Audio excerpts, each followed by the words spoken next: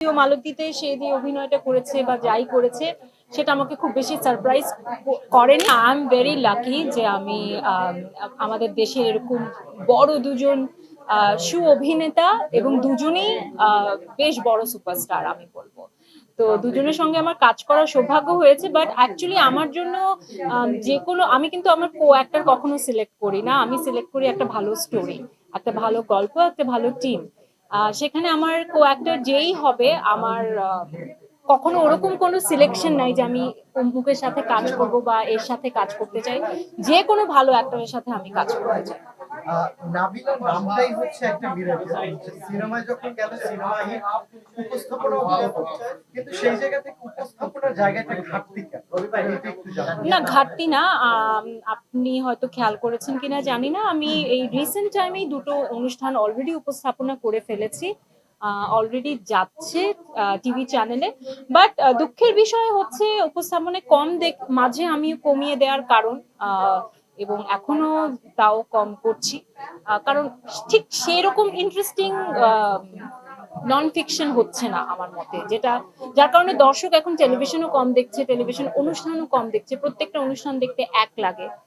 So এটা একটা খারাপ লাগার বিষয় আমার আমার কাছে মনে হয়, যার কারণে আমাকে কম দেখা যায়। সাম্প্রতিক সময় অনেকগুলো সিনেমা মুক্তি পেয়েছে, বিশেষ করে মেহেজাবিন সিনেমা।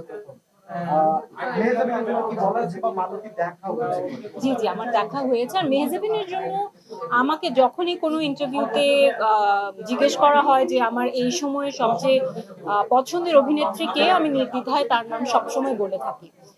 সে অসম্ভব দারুণ একজন অভিনেত্রী, এবং সে যেটা করে মাঝে মাঝে আমি খুব অবাক হয়ে যাই কিভাবে পারে।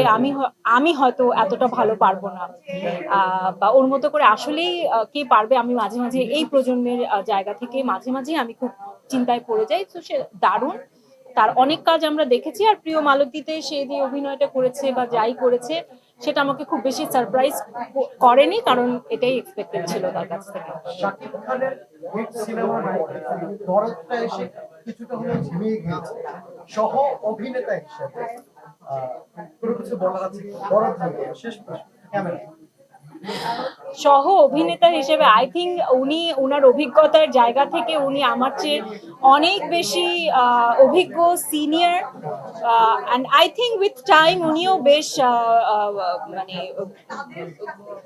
সিলেক্টিভ হয়েছেন ওনার কাজের ক্ষেত্রে। আর অনেকগুলো কাজ করতে গিয়ে আসলে আপনি কাজ করার সময় বুঝবেনও না যে কোন কাজ খুব ভালো হবে, কোনটা ঝিমিয়ে যাবে, কোনটা কি হবে। বাট আই থিঙ্ক ওনার প্রত্যেকটা সিনেমাই আসলে বক্স অফিসে সেরকম কি বলবো ঝড় তুলে, আগামীতেও তুলবে। 10 সেকেন্ডের একদম তাণ্ডব সিনেমায় আপনার একটা গুঞ্জন চলছে, এটার আসলে সত্যতা কি? তাণ্ডব বড় সিনেমা, এরকম কোনো গুঞ্জন আছে কি? আমাদের কানে আছে। আমার কানে কেন আসে না? আমি এরকম কোনো সিনেমায় যদি পার্ট হতে পারি আমার খুব ভালো লাগবে, বাট এটা নিতান্তই গুঞ্জন, এখন পর্যন্ত আমার সাথে কোনো কথা হয়নি। কেউ না বুঝলেও আমরা আপনার প্রয়োজন বুঝি, আর তাই তো অত্যাধুনিক ফিচার সম্বলিত বিভিন্ন সাইজ আর কালারের 250-টিরও বেশি ডিজাইন অপশন নিয়ে ওয়ালটন স্মার্ট ফ্রিজ বোঝে আপনার প্রয়োজন।